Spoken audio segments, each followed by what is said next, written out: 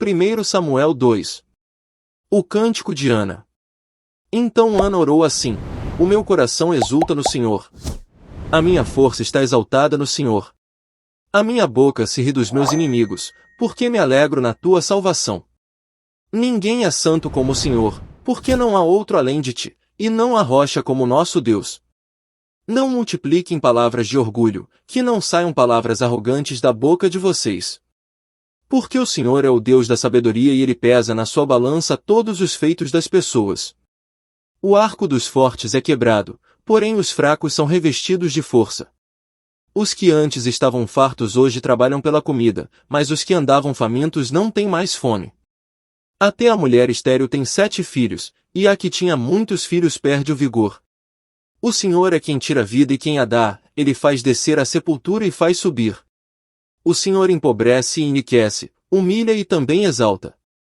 Levanta o pobre do pó e tira o necessitado do monte de lixo, para o fazer assentar ao lado de príncipes, para o fazer herdar o trono de glória. Porque do Senhor são as colunas da terra, e Ele firmou o mundo sobre elas.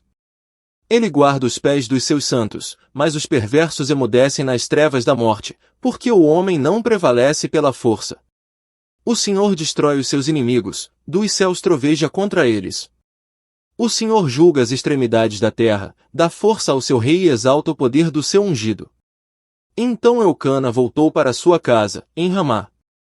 Mas o menino ficou servindo o Senhor, diante do sacerdote Eli. Os filhos de Eli. Os filhos de Eli eram homens malignos e não se importavam com o Senhor. O costume desses sacerdotes com o povo era este: quando alguém oferecia um sacrifício, o servo do sacerdote vinha com um garfo de 3 dentes na mão e, enquanto a carne estava cozinhando, enfiava o garfo na caldeira, na panela, no caldeirão ou na marmita, e tudo que o garfo tirava o sacerdote pegava para si. Assim se fazia todo Israel que ia ali, a Siló. Também antes de se queimar a gordura, o servo do sacerdote vinha e dizia ao homem que estava oferecendo o sacrifício: dê um pedaço desta carne para o sacerdote assar. Ele não aceitará de você carne cozida, mas apenas crua. Se o ofertante lhe respondia: deixe que primeiro queime a gordura, depois você pode pegar o quanto quiser, o servo do sacerdote dizia: não. Você tem de entregar essa carne agora. Senão, eu a pegarei à força. Era, pois, muito grave o pecado desses moços diante do Senhor, porque eles desprezavam a oferta do Senhor. Samuel em Siló. Samuel ministrava diante do Senhor, sendo ainda menino, vestido de uma estola sacerdotal de linho.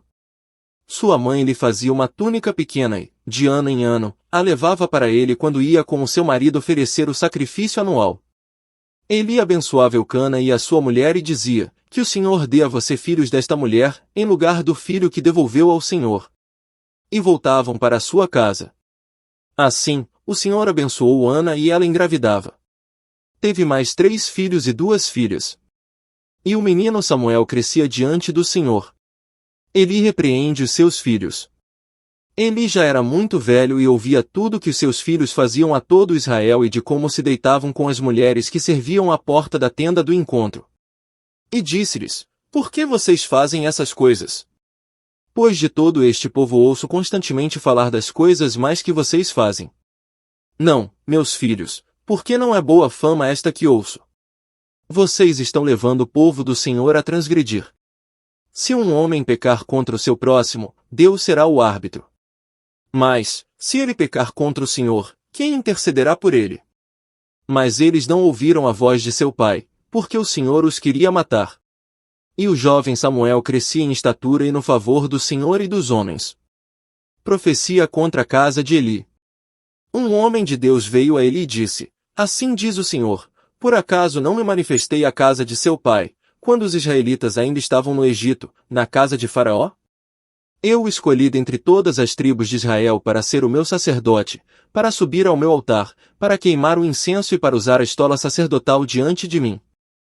E dei à casa de seu pai todas as ofertas queimadas dos filhos de Israel.